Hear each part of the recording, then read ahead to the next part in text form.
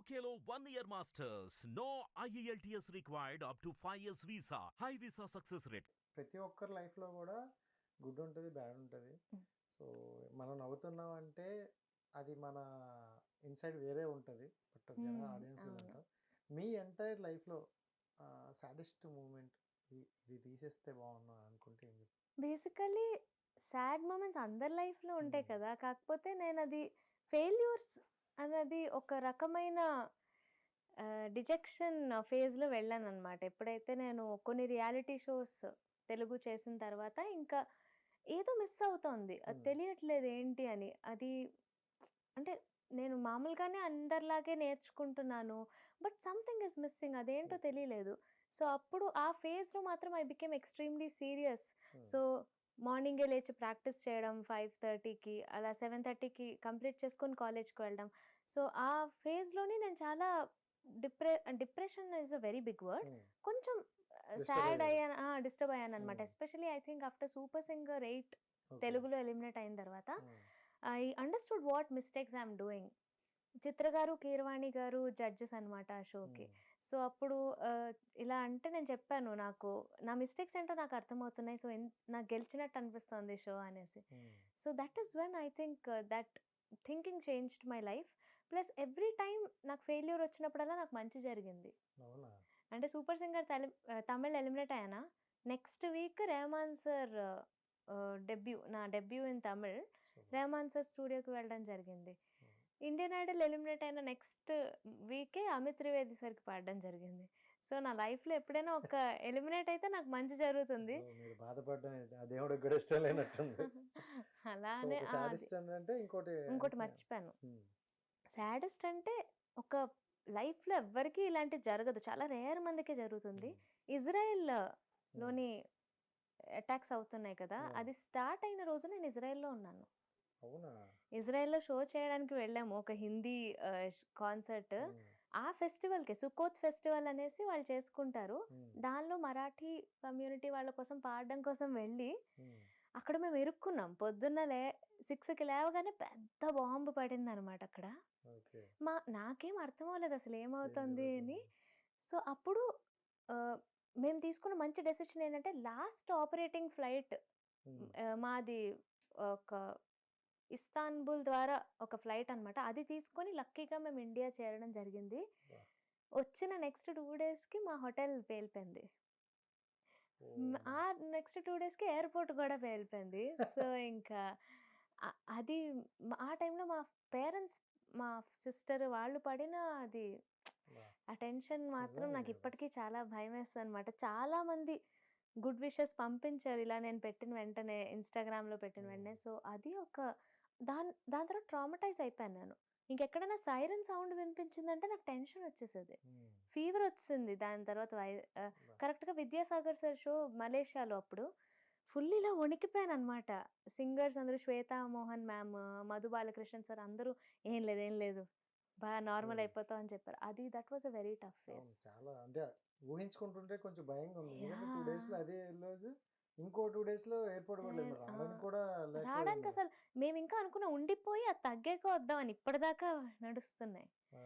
So అది ఒక చాలా భయంకరమైన ఒక ఇన్సిడెంట్. సో దీన్ని మార్చడానికి ఇంకోటి అడుగుతా, అంటే మొత్తం ఎంటైర్ జర్నీలో సో హ్యాపీయెస్ట్ మూమెంట్ అంటే?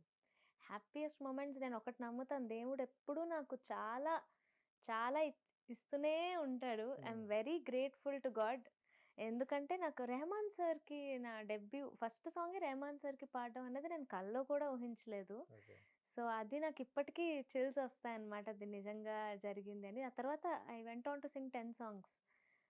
ఒక సాంగ్ చాలా అండర్ రేటెడ్, కోబ్రా మూవీలోని యాలో యదు సుందర అని ఒక పాట పాడాను రెహమాన్ సార్కి. అది తమిళ్ డబ్డ్ సాంగ్, కానీ చాలా చాలా బాగుంటుంది. సో అది పాడడం, తర్వాత అమిత్ త్రివేది సార్కి ఘోడే పే సవార్ సాంగ్ పాడడం, అండ్ అది సూపర్ హిట్ అవ్వడం.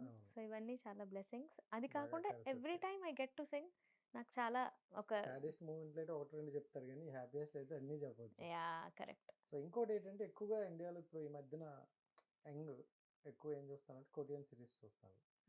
సో అలాంటి కొరియన్ అండ్ ఇండియన్ కలిపి ఒక సాంగ్ వచ్చింది, చాలా బాగుంది. నేను ఎప్పుడు అంటే కొన్ని కొరియన్ చూస్తా, ఓకే. Songs okay. చాలా తక్కువ. 2 కాంబినేషన్‌లో వచ్చింది అసలు. అదే ఎక్స్‌పెక్ట్ చేయలేదు అసలు. చాలా బాగుంది అది. మీకెలా అది అప్రోచ్ అయింది? ఎలా సో వచ్చారు? ఇట్ ఈస్ అబ్సల్యూట్లీ త్రూ ఇన్‌స్టాగ్రామే. హ్మ్.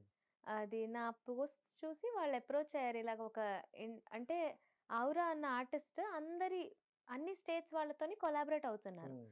సో మన సౌత్ ఇండియాకొచ్చేసరికి ఎవరితో కొలాబరేట్ అవుదామా అని ఆలోచించినప్పుడు they found my profile interesting. Super. So they approached. అలాగే మేము కూడా యెస్ చెప్పడం తర్వాత ఏ సాంగ్ సెలెక్ట్ చేసుకుందాం అనేసి వాళ్ళే డిస్కషన్ పెట్టి ఒక మలయాళం సాంగ్ హ్మ్. చూస్ చేశాను. నాకు తమిళొచ్చు, హ్మ్. కన్నడ మేనేజ్ చేస్తాను, okay. Telugu mother tongue. But Malayalam first time వచ్చిందనమాట.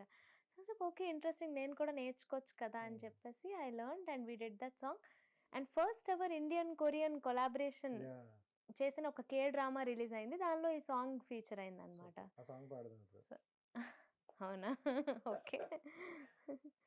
തോൽവി എന്തെന്നറിയത്ത തല താഴ്ത്താനറിയത്ത കവലം ചുണ്ടാനിത ജയിച്ചു വന്നു